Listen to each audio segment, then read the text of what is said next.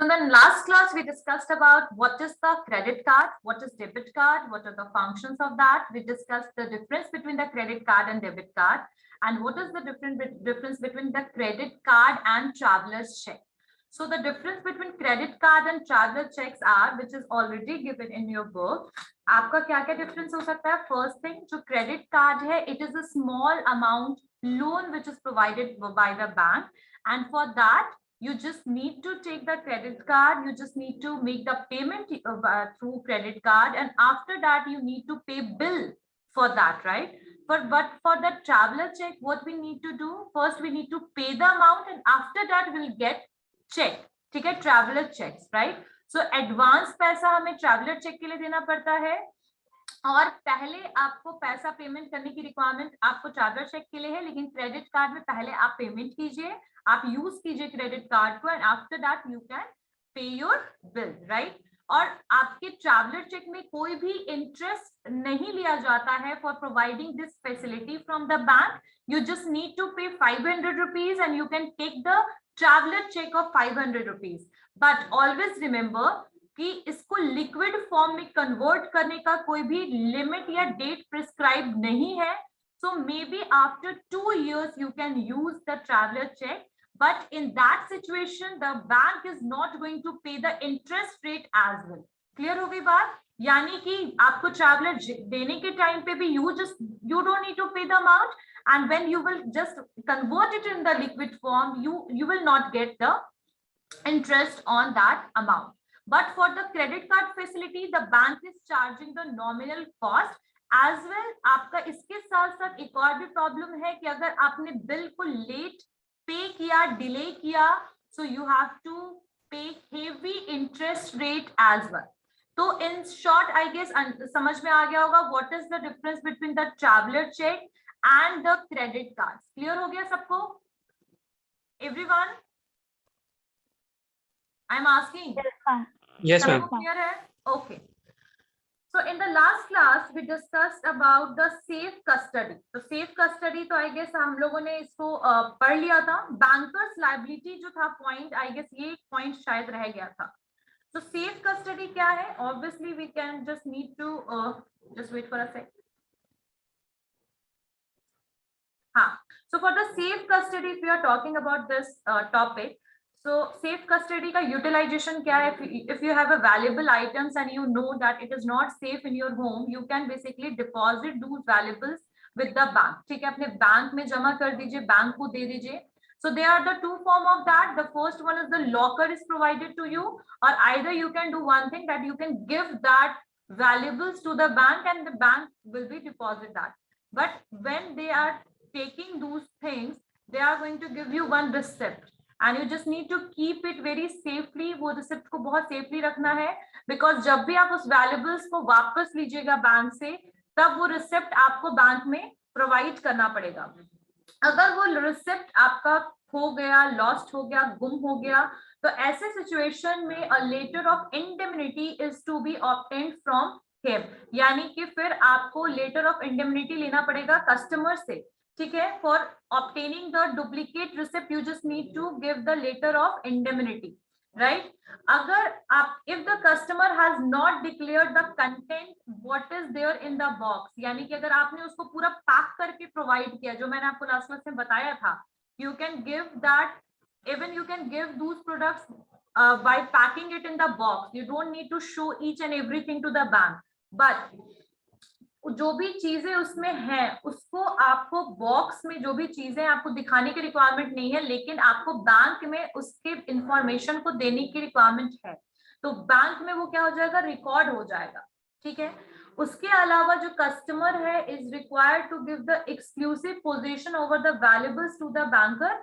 यानी कुछ टाइम के लिए कह सकते हैं टेम्पररी आपको पोजीशन ट्रांसफर करना पड़ेगा बैंक को, लेकिन बाद में आपका खुद का राइट उसके ऊपर होगा. लेकिन बैंक के पास इस सिचुएशन में भी कभी राइट ये नहीं मिला है बैंक को कि they will provide those valuables to the other person. In any of the situation they are not going to transfer those goods to the other people, but the temporary possession is given to the bank.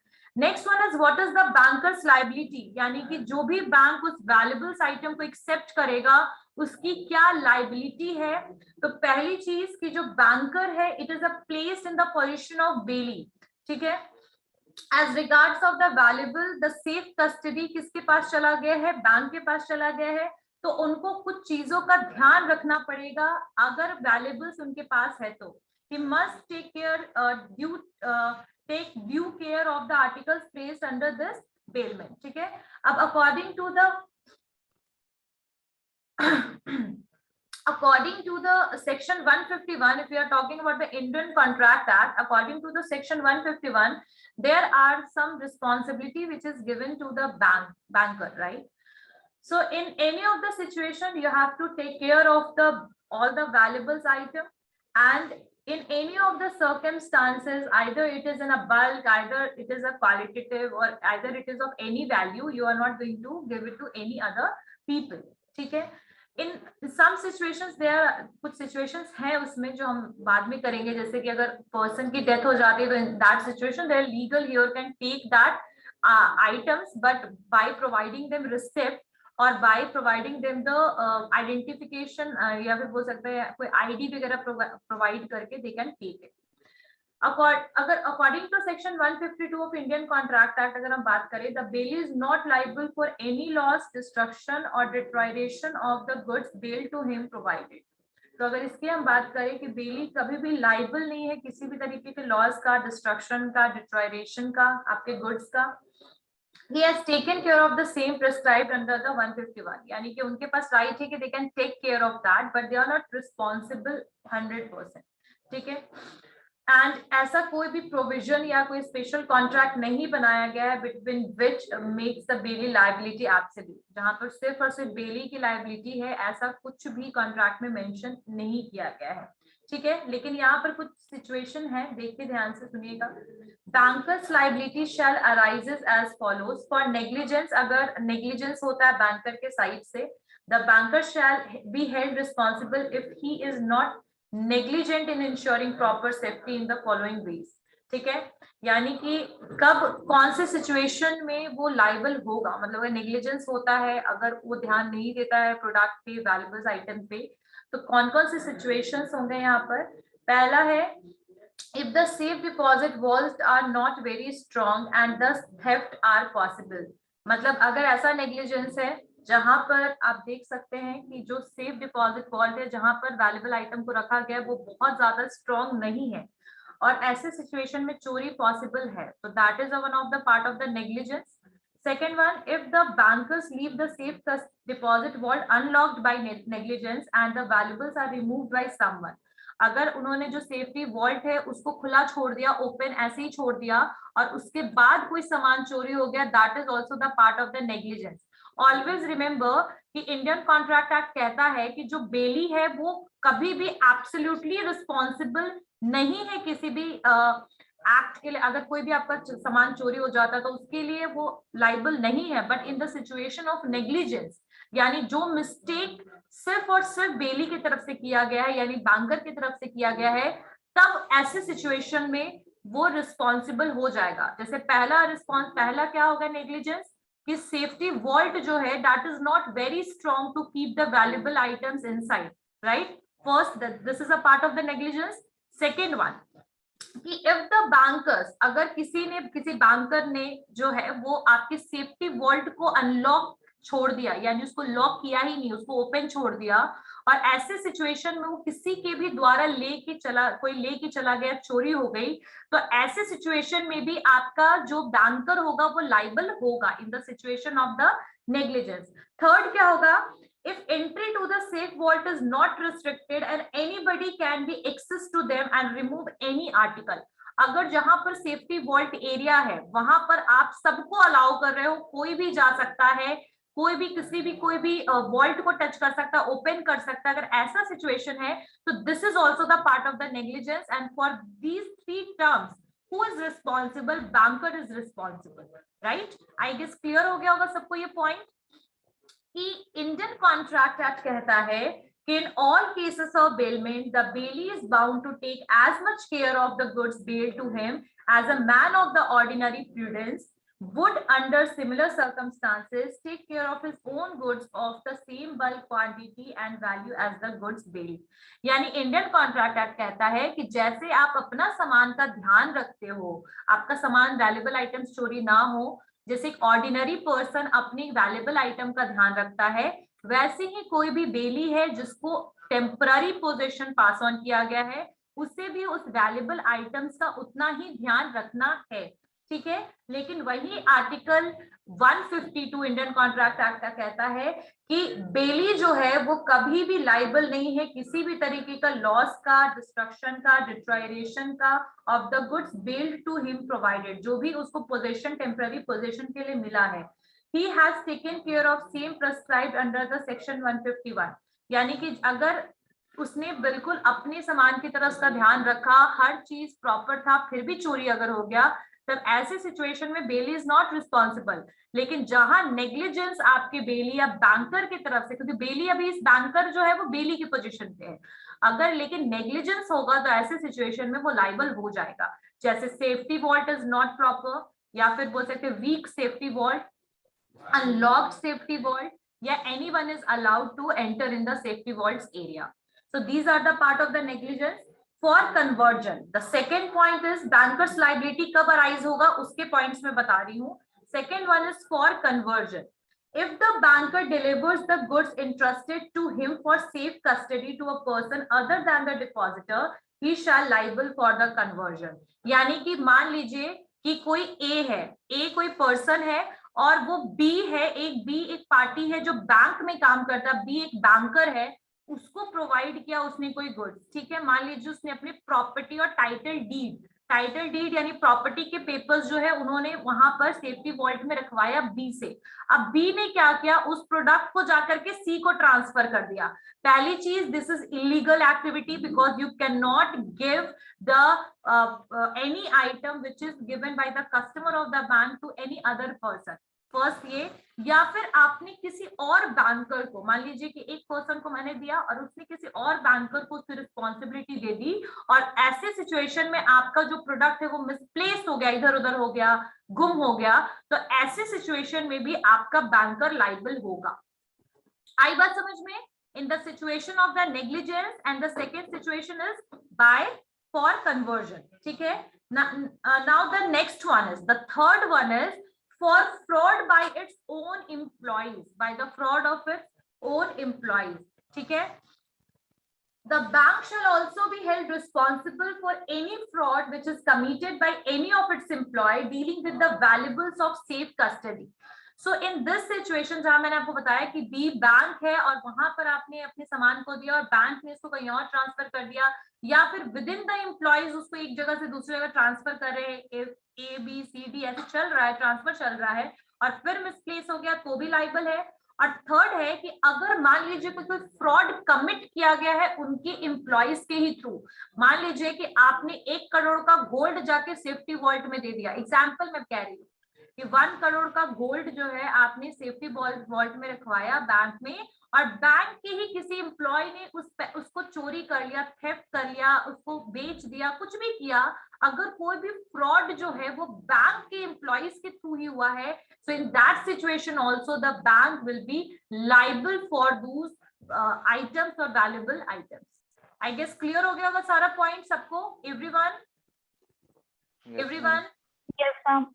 Okay, so what are the bankers liability? clear हो गया according to Indian Contract Act, what points are given, ये I guess clear हो गया होगा सबको। और next जो है यहाँ पर 2 आर्टिकल की बात हो रही है, article 151 and article 152 of Indian contract act, right. और बैंकर की लायबिलिटी कब होगी? इन the situation of negligence, conversion and the fraudulent activities of the employees of the bank. So in these 3 situations, bank will be liable for theft or for any misplacement of your product. Now safe deposit vault, safe deposit vault. तो safe custody तो आई guess clear हो गया होगा। अब safe deposit vault क्या है? ठीक है, तो सेफ कस्टडी में जहां पर आपने बैंक को पूरा सामान दे दिया अपना रखने के लिए कि भाई ये मेरा प्रोडक्ट है आप रखिए, ठीक है। सेफ सेफ डिपॉजिट वॉल्ट में क्या होता है, ये आप अपनी किसी भी ब्रांच में, मतलब जो भी लीडिंग ब्रांचेस है या फिर आपका जहां पर अकाउंट है, आप उस अकाउंट में फैसिलिटी ले सकते हो और आपको इसके लिए अकाउंट की जरूरत भी नहीं है, ठीक है। तो लीडिंग बैंक जो भी है, आपके बड़े बड़े बैंक है, they are providing the facility of the safe deposit vault to the public को एट देयर सिलेक्टेड ब्रांचेस, ठीक है। इस पर्पस इस वॉल्ट को प्रोवाइड करने के लिए बैंक को क्या चाहिए, स्ट्रॉन्ग रूम्स की अरेंजमेंट होनी चाहिए। ज्यादातर प्रेफर करते हैं ये ग्राउंड फ्लोर, ठीक है, equipped with the safe deposit lockers, so they have multiple lockers, ठीक है, फॉर दैट। एंड ये जो लॉकर्स होता है वो डिफरेंट साइज का होता है, रीजनेबल रेंट पे, जैसे कैसे घर रेंट पे लेते हैं वैसे ही ये आप जो आप सेफ कस्टडी वॉल्ट जो है, सेफ डिपॉजिट वॉल्ट है, you can sorry take it for the rent, take it on rent, ठीक है। जैसे 200 रुपया, 500, 500 रुपीज, 1000, 1500, इस तरीके से इनका कॉस्ट होता है। This is according to the size of the आप बोल सकते हैं this is according to the size of the custody और डिपॉजिट वॉल्ट के साइज के हिसाब से they are taking rent. So they have small lockers, they have big lockers as well. So the amount or the rent is increased according to that. So the procedure followed for the safe deposit vault is, just wait for a sec. Let's move toward the what is the procedure. So what is the procedure? The procedure followed as the regards for the safe deposit vault transaction. तो यहाँ पर क्या क्या आपके transaction है, procedure क्या है, ध्यान से सुनिएगा। The first one is a locker may be hired by anybody, यानी कोई भी लॉकर को हायर कर सकता है किसी के भी द्वारा, but bank insist that the intending hirer must having a saving account with its where in a minimum balance always maintain. लेकिन जैसे कोई भी ओपन करवा सकता है, ये फैसिलिटी ले सकता है, मतलब बैंक अकाउंट ओपन कराने की बात नहीं कर रही हूँ, मतलब सेफ्टी वॉल्ट का फैसिलिटी ले सकता है कोई भी, ठीक है। लेकिन ज्यादातर बैंक इंसिस्ट करता है उन कस्टमर्स को जिनका सेविंग अकाउंट ऑलरेडी उस बैंक में है और उसमें मिनिमम अमाउंट जो है वो मेंटेन है। अच्छा, बैंक में मिनिमम अमाउंट समझते हो ना, जो हमेशा बैंक में प्रेजेंट रहना चाहिए। जैसे कि मान लीजिए कि बैंक टू बैंक वैरी भी करता है, गवर्नमेंट बैंक में ज्यादातर 1000 rupees is the minimum balance, and ICICI HDFC में थोड़ा सा डिफरेंट है, उसमें भी कुछ फैसिलिटीज जैसे सेविंग अकाउंट, लेकिन आपका सैलरी अकाउंट है ना 1000 रुपीज चाहिए आईसीआईसीआई में भी, अदरवाइज आपका 25,000 is the minimum amount which is required in the ICICI. So यहाँ पर क्या बोला जा रहा है कि ये जो फैसिलिटी है that can be taken by anybody, but the banks want कि वही कस्टमर्स को ये फैसिलिटी मिले जिनका सेविंग अकाउंट है उस बैंक में और मिनिमम बैलेंस मेंटेन है, ठीक है। Now the second point is the person intending to hire a locker is required to execute a lease agreement which contains all the terms and conditions on which the locker is hired. So before getting this facility, the customer is required to sign on the lease agreement. ये lease agreement जो है sign करना पड़ेगा, जिसमें customer सारे terms और conditions को मानते हुए साइन करेगा, तभी उसको लॉकर की फैसिलिटी प्रोवाइड की जाएगी।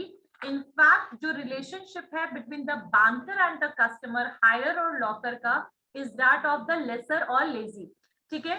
अब यहाँ पर lessee promise to pay the annual rental charges, यानी जो कस्टमर होगा वो प्रॉमिस कर रहा है बैंक को कि I am going to provide you the charges, annual charges, either that is a 500, 600 or 1000 rupees in advance, and authorizes the banker to debit his saving account with such rental charges.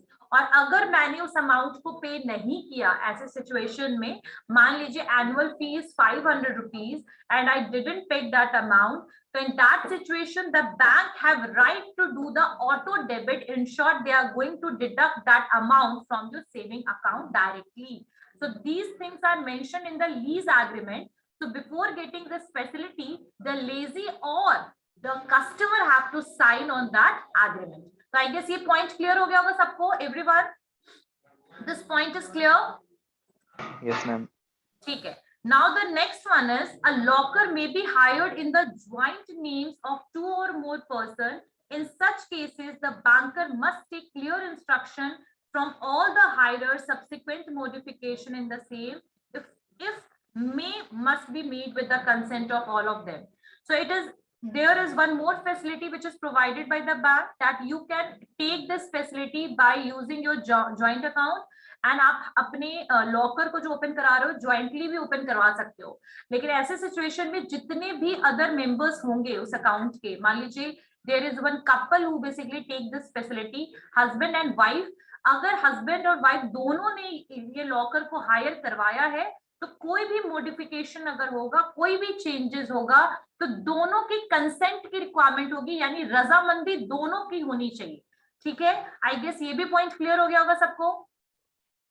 ठीक है, now the next one is the banker maintains safe deposit vault register wherein the record of all dealings in respect of the locker hire to the particular customer is made on the separate page.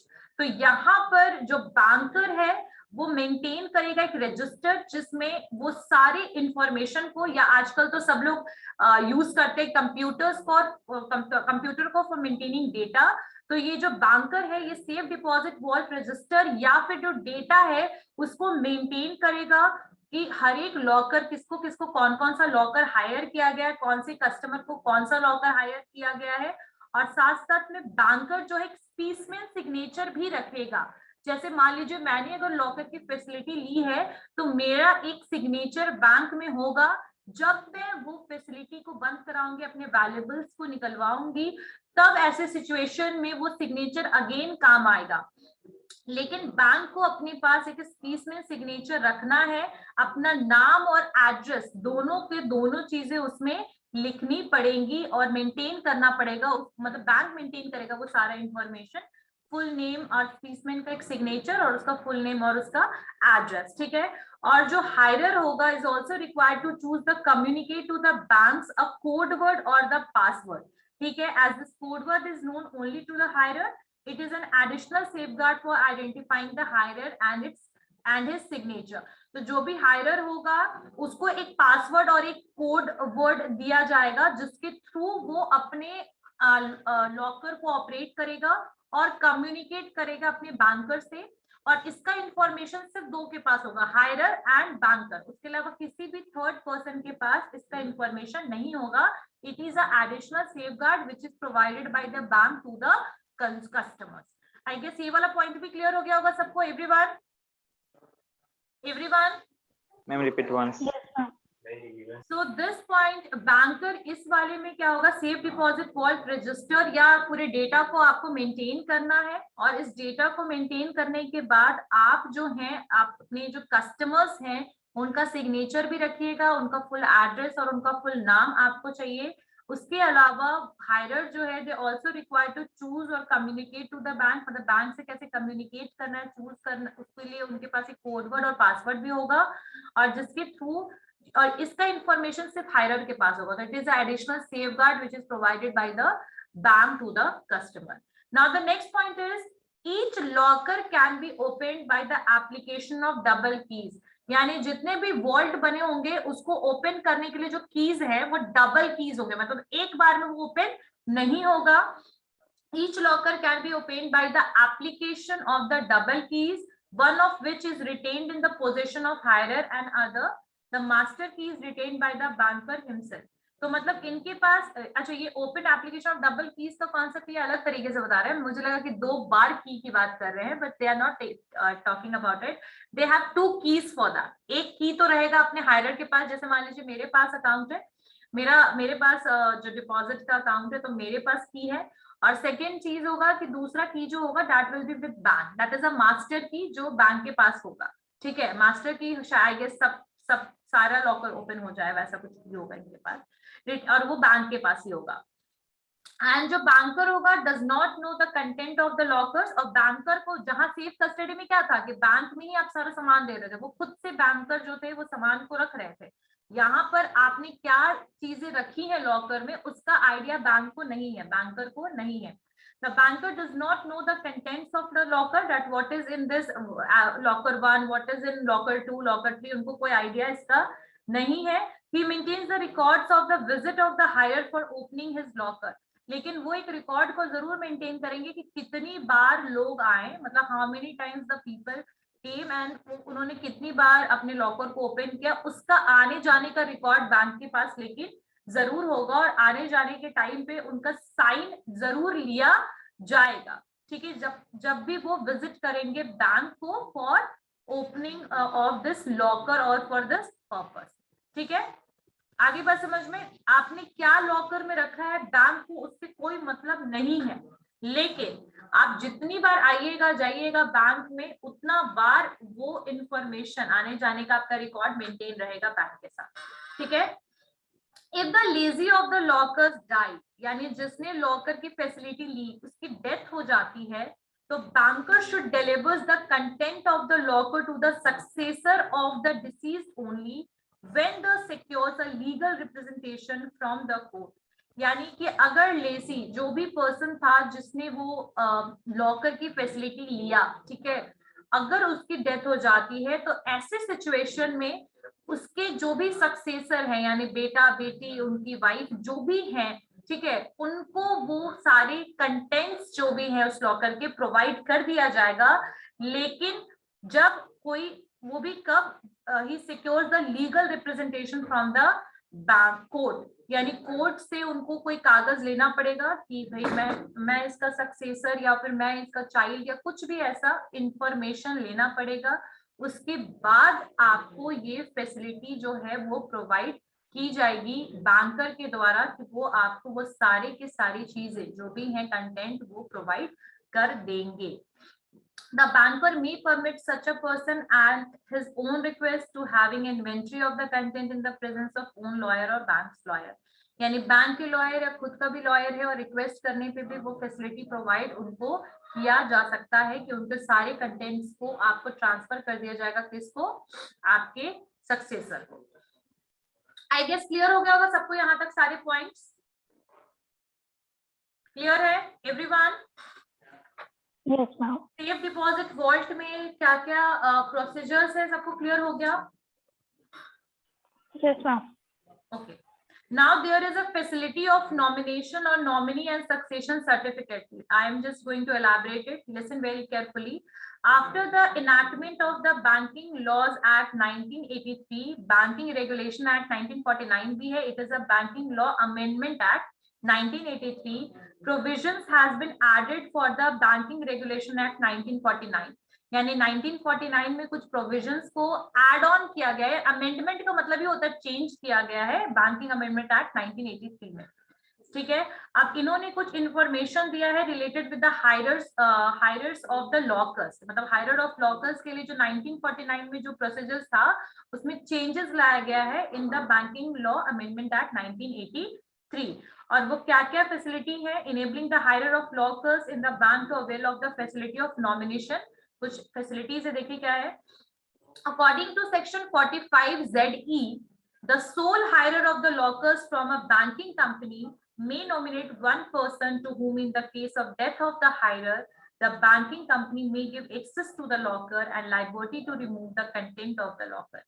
So अगर हम section 45 ZE की बात करें तो अगर कोई soul hirer है locker का, ठीक है, यानी एक पर्सन है जिसने उस लॉकर को ओपन करवाया है, ठीक है, उस फैसिलिटी को यूज कर रहे हैं from a banking company, sole hirer है लॉकर का और वो भी बैंकिंग कंपनी का, तो उसके पास राइट है कि वो किसी भी एक पर्सन को नॉमिनेट कर सकता है। यानी नॉमिनेशन आपने सुना होगा ना, नॉमिनी बनता है जब कोई लोन लेता है तो नॉमिनी क्यों बनाया जाता है कि अगर वो पर्सन लोन नहीं देगा तो वो नॉमिनी लोन देगा, होता है ना। तो वही चीज यहाँ पर है कि आपके अगर हायरर की डेथ हो जाती है तो ऐसे सिचुएशन में वो जो नॉमिनी होगा उसके पास राइट होगा कि वो उस लॉकर को यूज कर सकता है, उसके पास लाइबिलिटी है कि वो सारे कंटेंट को भी रिमूव कर सकता है, यानी अपने हिसाब से उस सामान को लेके जा भी सकता है। So this facility is basically provided under the Banking Laws Amendment Act 1983. तो आई गेस सबको क्लियर हो गया होगा ये पॉइंट, एवरीवन पॉइंट क्लियर हो गया ये? First point that is under section 45 ZE that the nominee is basically, yes Abhijit? Ma'am, 1986 या 1983? 1983 बैंकिंग लॉज अमेंडमेंट एक्ट 1983, जिसमें चेंजेस हुए हैं कंपैरेटिवली। किसके साथ कंपैरिजन करें अगर बैंकिंग रेगुलेशन एक्ट 1949 का, तो 1983 को लाया गया कुछ चेंजेस के साथ, और वो चेंजेस में कुछ चेंजेस आपके लॉकर्स के लिए किया गया। तो वही लॉकर्स का पहला ये पॉइंट था कि 45Z कहता है कि अगर कोई सोल हायरर है वही बैंकिंग कंपनी का, तो उसके पास राइट है कि एक और नॉमिनी को वो हायर करेगा।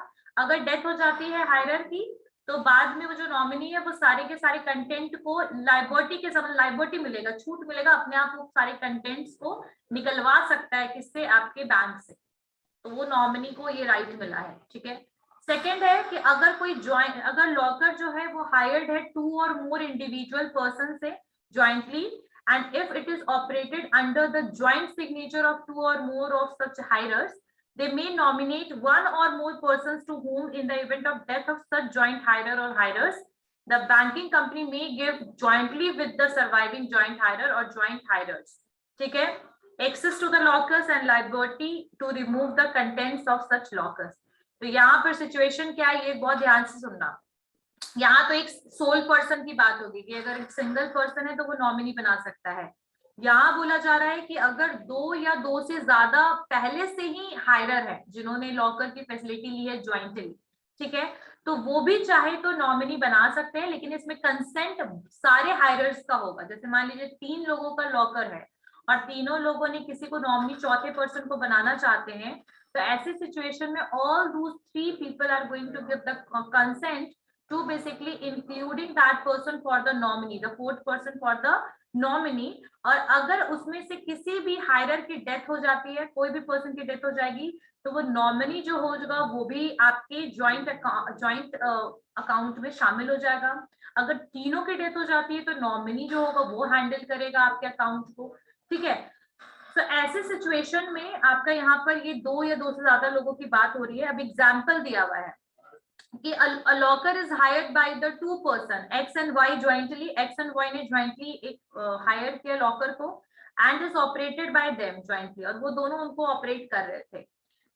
they may nominate 1 or 2 persons, say A and B। उन्होंने 2 और पर्सन को नॉमिनेट कर लिया। जरूरी नहीं कि आप एक ही पर्सन को नॉमिनेट कर सकते हो, आप 2 भी कर सकते हो, 2 से ज्यादा भी कर सकते हो, ठीक है। So they may nominate 1 or 2 persons, says A and B। अब X and Y दोनों ज्वाइंटली चला रहे थे और A और B दोनों को उन्होंने क्या किया, शामिल कर लिया, नॉमिनेट कर लिया, ठीक है। इन केस एक्स डाइज, अगर मान लो एक्स की डेथ हो गई, ठीक है, एक्स एंड वाई में से एक्स की डेथ हो गई, सो nominee A may be permitted to operate the locker. मतलब नॉमिनी ए को राइट मिल जाएगा कि वो फिर लॉकर को ऑपरेट करना शुरू कर देगा, ठीक है, with the surviving hirer Y. Y के साथ ए जो है वो साथ में आ जाएगा और वो दोनों मिलके आपके लॉकर को ज्वाइंटली हैंडल करेंगे। If X and Y both dies, अगर दोनों की डेथ हो जाती है तो A और B दोनों को परमिशन होगा लॉकर को एक्सेस करने का। तो अगर ज्वाइंट है अकाउंट तो X और Y 2 है या 3 है, मान लीजिए XYZ है, तो X चाहे तो A को हायर कर ले, Y चाहे तो B को कर ले, Z चाहे तो C को कर ले। Z की डेथ हो जाएगी तो C जो है AB के साथ काम करने लगेगा। B की डेथ हो जाएगी तो आपका Y की डेथ हो जाएगी तो B आपका काम करने लगेगा X और Z के साथ। और अगर X की डेथ हो जाएगी तो A जो है वो आपके Y एंड Z के साथ काम करना शुरू कर देगा। तो आई गेस ये वाला पॉइंट आप लोगों को क्लियर हो गया होगा। This point is clear everyone? Yes, ma'am. Okay. Yes, ma'am. Next one is, before the contents of any locker are removed by the nominee or nominees as stated above, the banking company shall prepare in the prescribed manner an inventory of the content of locker, which shall be signed by such nominee or jointly by the nominee or survivor। So before the contents of any locker, मतलब अगर कोई भी content है locker का, अगर वो remove हो रहा है किसी भी नॉमिनी के द्वारा, यानी हटाया जा रहा है, मान लीजिए कि एक्स और वाई था, मान लीजिए एक्स पर्सन था जो हायरर था और एक्स की डेथ हो गई और उसका जो नॉमिनी था वाई था। अब नॉमिनी जो वाई है वो क्या कर रहा है, वो एक्स का लॉकर को हैंडल कर रहा है और उसने वो सारे के सारे कंटेंट को हटाना चाहता है जो भी एक्स के लॉकर में था। मान लीजिए उसमें गोल्ड की कुछ ज्वेलरी पड़ी थी, ठीक है, 2 लाख रुपीस की, और उसको वो हटाना चाहता है, ठीक है। तो ऐसे सिचुएशन में बैंक जो है वो सारे के सारे इन्वेंट्री का एक रिकॉर्ड बनाएगा कि क्या क्या इसमें इन्वेंट्री था, क्या क्या कंटेंट था, और नॉमिनी से साइन कराएगा, ठीक है, कि जो भी आप सामान हटा रहे हैं, जैसे कि आपके जैसे मान लीजिए कि अगर कोई हायरर था वो भी अगर सामान हटाता है तो साइन लिया जाता है, वैसे ही अगर नॉमिनी भी कोई सामान को रिमूव कर रहा है, गुड्स को, वैल्यूएबल आइटम्स को रिमूव कर रहा है, तो साइन जो है वो लिया जाएगा, ठीक है, और एक कॉपी इन्वेंट्री का डिलीवर किया जाएगा नॉमिनी को भी कि आपने ये सामान जो है इस पर्टिकुलर लॉकर से आपने रिमूव किया है, उसका एक कॉपी नॉमिनी के पास जाएगा और एक कॉपी बैंक अपने पास रखेगा, ठीक है। The liability of the banking company in relation to content of the locker shall stand discharge, यानी कोई आपका लाइबिलिटी नहीं है उसके कंटेंट को लेकर, क्योंकि नॉमिनी उस सामान को हटा रहा है। You have to take all the information of the content, you have to maintain the information about it, ठीक है। अब नेक्स्ट एक और टर्म आता है, ये नॉमिनी के पॉइंट ऑफ व्यू से चल रहा है, फैसिलिटी ऑफ नॉमिनेशन के लिए। A minor may also be appointed as nominee. अच्छा, माइनर कौन होता है? बहुत लोगों के लिए 21 से कम एज के जो लोग होते हैं दे आर माइनर। कुछ ऐसे भी बच्चे हैं आपके क्लास में जिन्होंने ये पॉइंट लिखा है अपने एग्जामिनेशन के शीट पर, ठीक है। बता दूं बेटा, माइनर वो होता है जो 18 साल से कम होता है, दे आर माइनर, उनको माइनर कहते हैं, ठीक है। So a minor may be appointed as a nominee, मतलब नॉमिनी की तरह हम एक माइनर को भी अपॉइंट कर सकते हैं जिनकी एज 18 ईयर से कम है, जिसने 18 ईयर क्रॉस नहीं किया या अटेन नहीं किया है, दे आर माइनर, ठीक है। तो माइनर कैन हैव, मतलब they are also appointed as a nominee, but banks are required to ensure that when the content of the locker are sought to be removed on the behalf of the minor nominee, the articles are handed over to the person who in law is competent to receive the articles on behalf of the minor. यानी कि अगर minor जो है वो nominee बन सकता है, लेकिन अगर माइनर चाहे और अगर वो उस सामान को, वैल्यूएबल आइटम्स को लॉकर से हटाना चाहता है, रिमूव करना चाहता है, तो उसके साथ कोई एक ऐसा पर्सन होना चाहिए, लॉ के हिसाब से एक ऐसा पर्सन होना चाहिए जिसके बिहाफ में वो सारे सामान को हटा पाए। यानी माइनर के पास अकेले राइट नहीं है कि वो गया और उसने लॉकर ओपन किया और सारा सामान ले लिया, नहीं। यहाँ पर एक पर्सन होना चाहिए लॉ के हिसाब से, एक ऐसा पर्सन जिसको आर्टिकल्स हैंड ओवर किया जा सके, लेकिन नॉमिनी माइनर ही होगा, ठीक है, लेकिन उसको किसी को साथ लेकर आना पड़ेगा, ठीक है। अकेले वो पर्सन आएगा और वो रिमूव करे माइनर, तो दैट इज नॉट पॉसिबल, ठीक है। अब नेक्स्ट पॉइंट क्या है? The nominee and the surviving hirer और hirers may still keep the entire content with the same bank by entering into fresh contract of hiring a locker. तो जो nominee है या फिर जो सर्वाइविंग बचा है, अगर वो चाहे तो सेम उसी बैंक में जहां पर पहले से उस हायरर का सारा सामान था, मान लीजिए एक्स और वाई की बात करूं मैं, तो एक्स जो था दैट पर्सन वाज हायरर और एक्स की डेथ हो गई, वाई बचा नॉमिनी। तो अब वाई नॉमिनी के पास राइट है, लायबिलिटी है कि वो सारे कंटेंट को रिमूव कर सकता है, लेकिन हो सकता है कि उसने रिमूव करने के बाद दोबारा से वो फैसिलिटी चाहिए हो, ठीक है।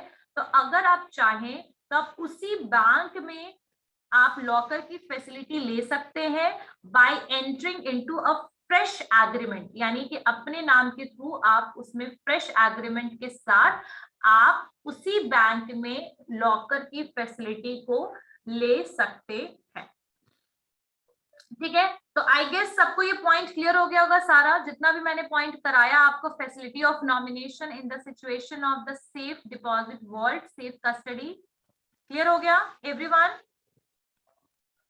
सेफ डिपॉजिट वॉल्ट में facility of nomination is clear? Yes, ma'am. Yes, ma'am. Okay. Let's move toward the bank's responsibility. So what is the question of responsibility of the bank in the case of the theft take place from the banker's locker? So in the situation of safe custody, जहां हम safe custody की बात कर रहे थे, वहां पर आपको पता होगा कि इन 3 situation the bank is liable, otherwise according to Indian Contract Act you are able to see the bailee is not absolutely responsible for any of the theft, right?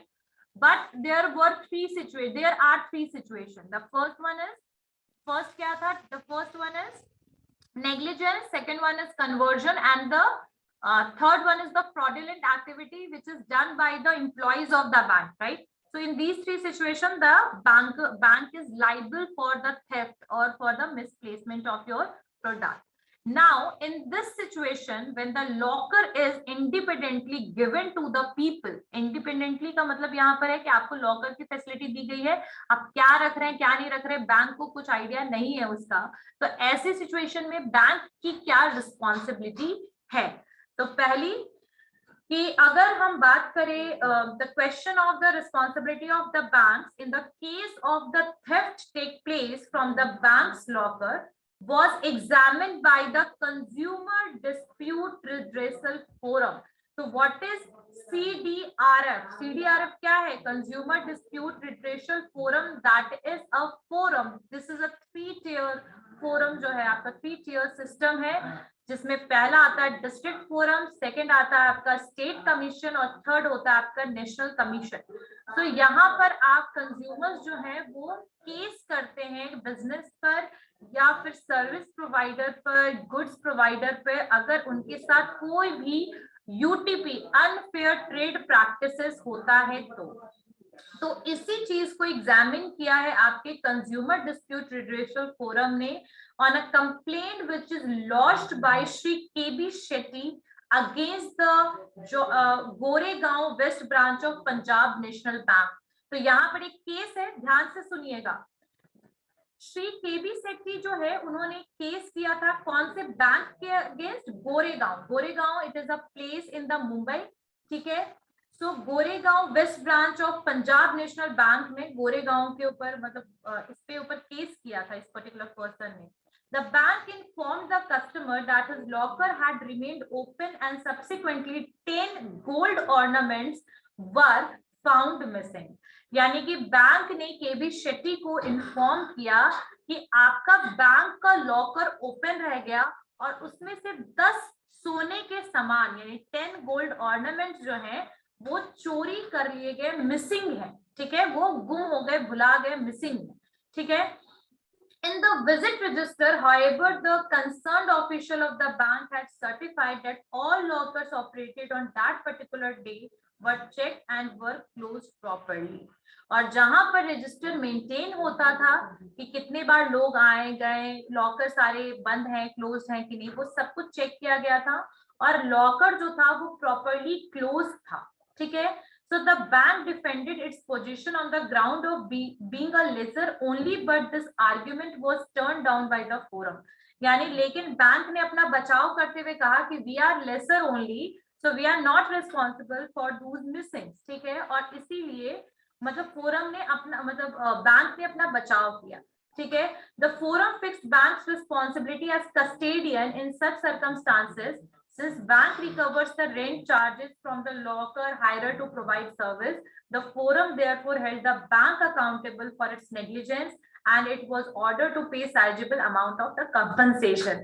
लेकिन चूंकि यहाँ पर सिचुएशन क्या हुआ, ध्यान दीजिएगा कि जो बैंक है वो कस्टेडियन के बेसिकली ऑथोरिटी उनके पास, वो कस्टेडियन है, उनकी कस्टडी में कोई सामान रखा गया, ठीक है. और चूंकि उसका पैसा भी बैंक ले रहा है, मतलब 500 रुपया, 1000 रुपया जो भी उसका रेंटल चार्जेस है, they are taking from the customers as well.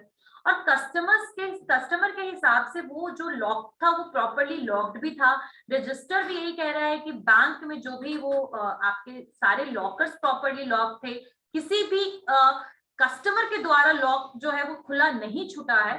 तब ऐसे सिचुएशन में अगर बैंक में से चोरी हो रही है, उस लॉकर से चोरी हो रही है, कोई भी नेग्लिजेंस कस्टमर की तरफ से नहीं है, तो बैंक इसके लिए लायबल होगा और कंपनसेशन जो है वो आपको उस पर्टिकुलर कस्टमर को प्रोवाइड करना है. तो this is the verdict which is given by this particular consumer dispute redressal forum. I guess ये पॉइंट क्लियर हो गया होगा सबको कि ऐसे आपने उसमें क्या सामान रखा है. अगर आपसे लॉकर खुला छूटा है या आपने छोड़ दिया है तो ऐसे सिचुएशन में bank is not liable. But if the bank जो है उसने प्रॉपर्ली चेक कर लिया था, लॉक सब कुछ सही था और वही कस्टोडियन वाले ऑथोरिटी में प्लेस पर है और ऐसे सिचुएशन में अगर चोरी होती है या मिसप्लेस होता है, so the bank will be liable for that, and this is the verdict which is given in this case where the Shri KB Shetty basically किसके ऊपर केस किया था, Goregaon west branch of PNB, Punjab national Bank. Okay, what is the Reserve Bank's guidelines which is provided for the safe deposit lockers? What is the guideline? So in the April 2007, RBI, Reserve Bank of India, issue किया है उन्होंने एक revise guidelines for deposit, safe deposit lockers के लिए. उन्होंने कुछ points और कुछ गाइडलाइंस दिया है, और वो गाइडलाइंस क्या है? Fixed deposit on security to ensure prompt payment of locker rent. Banks may at time of allotment obtain a fixed deposit which could be recovered 3 years rent and charges for breaking open the lockers in the case need arise.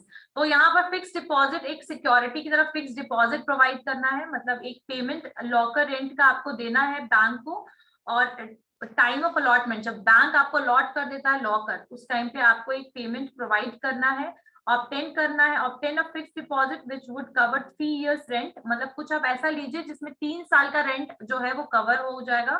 ठीक है.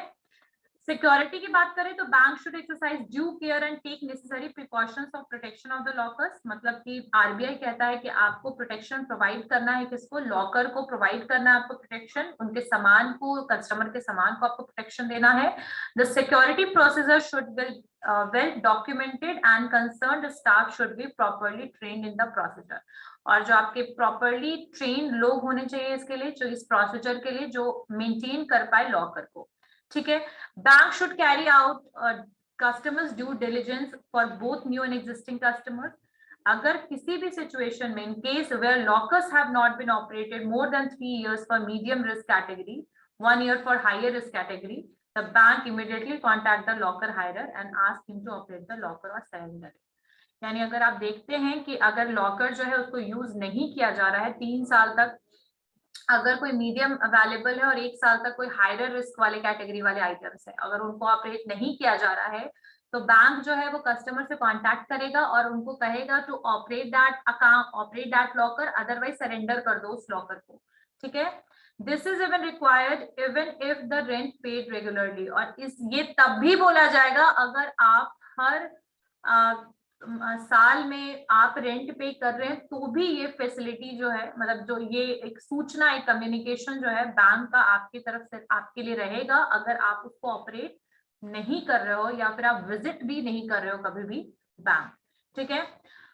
Locker hirers should be required to give in writing the reasons of not operating the locker. और अगर ऐसे situation में अगर आप operate नहीं कर पा रहे हो लॉकर को, तो आपको इंफॉर्मेशन देना पड़ेगा कि आप ऐसा क्यों कर रहे हो, what is the reason behind it that you are not operating your locker. So you have to give the genuine reason and difficulties you need to communicate with the bank. ठीक है. In case the locker hirer fails to do required above, अगर locker जो हायरर है वो fail हो जाता है इसके लिए, मतलब इंफॉर्मेशन प्रोवाइड करने में, तो बैंक जो है should consider opening the locker and giving him due notice. मतलब बैंक के पास इतना भी राइट है कि वो आपके लॉकर को ओपन करेगा और आपको नोटिस भेज देगा. और ऐसे सिचुएशन में, मतलब इट इज अ क्लॉज, ये पहले से क्लॉज है जो एक एग्रीमेंट में जब आप एंटर करते हैं तो मेंशन है कि अगर आपने ऑपरेट नहीं किया तो ऐसे सिचुएशन में बैंक आपके लॉकर को ओपन करके सारे के सारे आइटम्स जो भी हैं वो आराम से चेक कर सकता है, देख सकता है, लॉकर को ओपन करेगा और आपको नोटिस भेज देगा. ठीक है. और इवन वो क्लियर कर सकता है सारा का सारा सामान by opening it and clearing it, मतलब सारी इन्वेंट्री को बाहर निकाल सकता है और उसको क्लियर कर सकता है, किसी और को भी प्रोवाइड कर सकता है वो लॉकर. ठीक है. So this is a situation, these are the terms or guidelines which is provided by the Reserve Bank of India in 2007. ठीक है. About the safe deposit lockers or vault. ठीक है. इसके अलावा access to safe deposit lockers, जो bank है वो कुछ मैंडेट, कुछ इंफॉर्मेशन कुछ फॉलो करेगा locker hirer at the time of allotment. Bank को कुछ कॉशन लेना है अगर कुछ कंटेंट को लेकर के. ठीक है. take care in the establishing the identity of survivor nominee in fact death of the locker hirer obtaining the appropriate documentary evidence. यानी कोई भी लॉकर की फैसिलिटी लेता है तो उसको प्रॉपर्ली एविडेंस डॉक्यूमेंट प्रोवाइड करना है.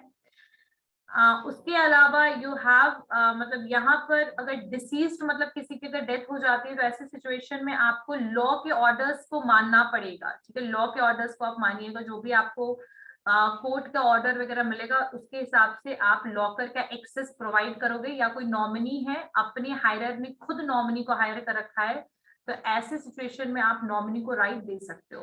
ठीक है. Make it very clear survivors or nominee that access the locker is given to them only as the trustees as the legal heirs. ठीक है, तो उनको जो भी प्रोवाइड किया गया है, लॉकर वगैरह जो भी प्रोवाइड किया गया है, उसके लिए they have only as a trustee of the legal heirs. ठीक है. आरबीआई जो है उन्होंने एडवाइस दिया है बैंक को not to insist on production of succession certificate. मतलब succession certificate is basically not insist to required, मतलब it is not required as such if you are basically want to operate that deposit locker. ठीक है. So bank is fully discharged from its liability. अगर कोई nominee कुछ भी करता है या सक्सेसर कुछ भी करता है तो ऐसे सिचुएशन में जब बैंक की लाइबिलिटी बिल्कुल भी खत्म हो जाएगी, बैंक इसके लिए लाइबल नहीं होगा. So these are the some situations, the guidelines of the RBI, how to access the safe deposit lockers. Nominee and succession certificate, I guess ये पॉइंट मैंने नहीं कराया है, इसको नेक्स्ट क्लास में करवा दूंगी. Facility and nomination we completed. And safe deposit vault क्या है, सेफ कस्टडी ऑफ वैल्यूएबल्स क्या है, and what is the bankers liability. We completed all these points. Anyone have any doubt in any of the topic whatever we discussed? Anyone have any doubt? Okay, so in the next class we are going to understand about the merchant banking. I guess we already completed this point. हो गया है प्रिया ये point? Merchant banking. अगर ये नहीं merchant banking नहीं हुआ. हाँ ठीक है, तो credit card is already completed. So we are going to complete merchant banking and bid bonds and performance guarantees in the next class. Okay, so in the next class we are going to complete this chapter as whole, और उसके बाद we'll start with the bases. ठीक है. Basel क्या है? Basel 1, 2, 3. We are going to complete it. Okay. So in the next class, ठीक है, we are going to complete all those topics. Anyone have any doubt? Anyone have any doubt?